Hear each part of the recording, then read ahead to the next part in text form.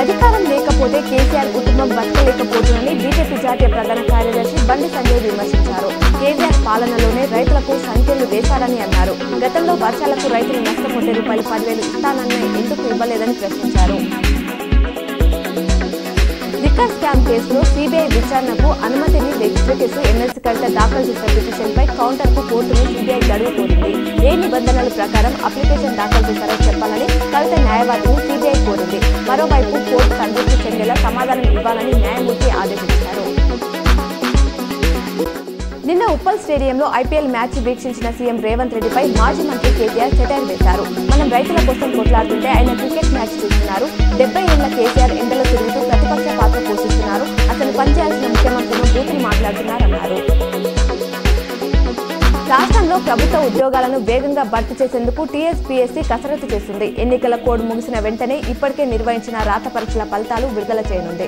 అప్పటి వరకు ఫైనల్ కీలు వెల్లడించడం, జనరల్ ర్యాంకుల జాబితా ప్రకటన, ధృవీకరణ పత్రాలు పరిశీలన పూర్తి చేయనుంది. మాజీ మంత్రి మల్లారెడ్డి అయోధ్య శ్రీరాముడిని దర్శించుకున్నారు. ఆయనతో పాటు బీఆర్ఎస్ నేత షబీపూర్ రాజు కూడా బలరాముడి సేవలో పాల్గొన్నారు. ఈ సందర్భంగా మల్లారెడ్డి మాట్లాడుతూ శ్రీరాముడు అందరి దేవుడు, బాలరాముడిని దర్శించుకోవడం ఆనందంగా ఉంది అని పేర్కొన్నారు.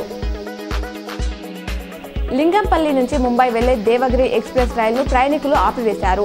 ఏసీ పనిచేయకపోవడంతో మిర్జాపల్లి స్టేషన్ వద్ద చైన్ లాగారు. గాలి ఆడక తీవ్ర ఉక్కపోతకు గురవుతున్నామని ఆగ్రహం వ్యక్తం చేశారు. దీనిపై స్టేషన్ మాస్టర్ కు ఫిర్యాదు చేసినా స్పందించట్లేదని ఆందోళనకు దిగారు. కొద్దిసేపటికి స్టేషన్ నుంచి ట్రైన్ బయలుదేరింది. నేడు మాజీ మంత్రి MLA Vemula Prashant Reddy Nizamabad BRS party parliament అభ్యర్థి బాజిరెడ్డి గోవర్ధన్ తో కలిసి బాల్కొండ నియోజకవర్గంలోని మోర్తాండ్, కమ్మర్పల్లి, ఎర్రగట్ల మండలాల కార్యకర్తలతో కమ్మర్పల్లి లలిత గార్డెన్స్ లో నిర్వహించే నిజామాబాద్ పార్లమెంట్ కార్యకర్తల సన్నాహక సమావేశంలో పాల్గొంటారు. సిరికొండ మండల కేంద్రంలోని ఎంఎన్ ఫంక్షన్ హాల్లో నిర్వహించిన ఇఫ్తార్ విందులో బీఆర్ఎస్ ఎంపీ అభ్యర్థి బాజిరెడ్డి గోవర్ధన్ పాల్గొన్నారు. ఈ కార్యక్రమంలో నిజామాబాద్ జడ్పీ చైర్మన్ దాదన్నగారి విఠల్ రావు, మాజీ MLC BG Goud, Darpally ZPTC Bajireddy Jagan Mohan, BRS కార్యకర్తలు పాల్గొన్నారు. నిజామాబాద్ పార్లమెంటు సభ్యులు ధర్మపురి అరవింద్ నిజామాబాద్ బీజేపీ అభ్యర్థి మోర్తాండ్ మండలంలోని పలు గ్రామాలలో పలువురిని పరామర్శించారు.